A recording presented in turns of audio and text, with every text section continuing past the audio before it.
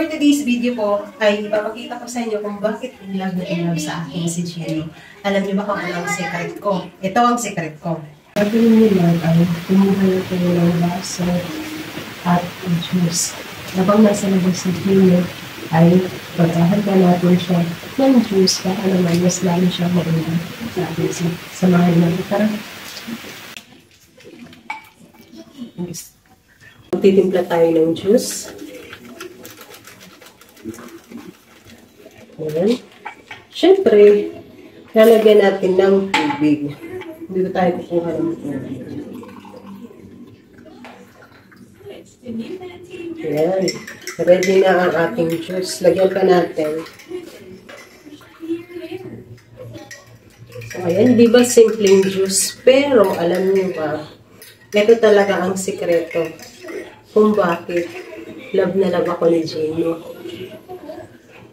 Ito. Isang baso. Natimpla na natin siya. Tikman natin. Sarap. Ito ang ating magic na pancake. Para masarapan talaga siya dito at hindi na tayo iwanan. Ito ang ginagawa ko.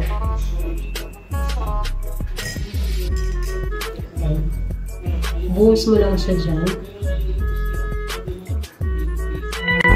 Tigat mo. At ibuhos pa natin siya.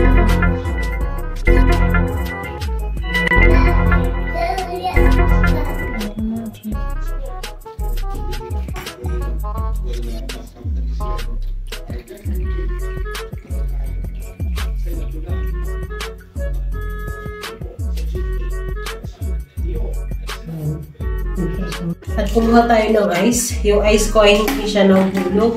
So, ililipat na lang natin yung ating juice dito. At palalamigin natin siya. Kunin ko lang yung bucket. Okay. Mix natin siya. At palalamigin natin siya. Ilagay muna natin sa ref. At mamaya pagbalik ipapainom natin yung juice natin. Lagyan natin siya. Yung ating mahiyabong juice. Na natin mamaya kung sarap. Masarapan siya kasi nasa labas pa siya ng bahay. O uwi lang niya. Alam niyo naman, nasa labas agad. So mamaya pagdating ay papainom natin yun sa kanya. Mamaya ulit. 1 hour later. Ayan mga bi, kakain na nga kami at ready na ang ating patibong. Ay hindi pala patibong, gayuma pa ba ito? Basta yan na yan. At nagpapabidyo ako dito sa kapatid ko kasi baka mahalata ako pag ako mismo ang nagbidyo. Patnubay sa mga bata, mga masters lang po ang gumagawa nito. Charot! Isasalin ko na nga dito ang aking pagmamahal. Ay, juice! Juice pala yan. Para kay Gino, ayan, pinagpaguran ko yan ha. Masarap yan. At inumin mo, ubusin mo. Ang laki pa ng tawa ko dyan, ibibigay ko na yan sa kanya yung baso. Ibibigay ko na yan kasabay ng aming pagkain. Yan, saluhan niyo muna kaming kumain, mga bi! Ang ulam pala namin dito ay atay ng manok. Inadobo ko siya at kakain na kami. Ayan. Sabi ko dito sa anak ko ay kunan mo ako ng video para naman may pang-upload ako sa aking long video. O diba? Ang sweet. Ayan o, binigyan ako ng kanyang ulam at panoorin nyo na tong exciting part.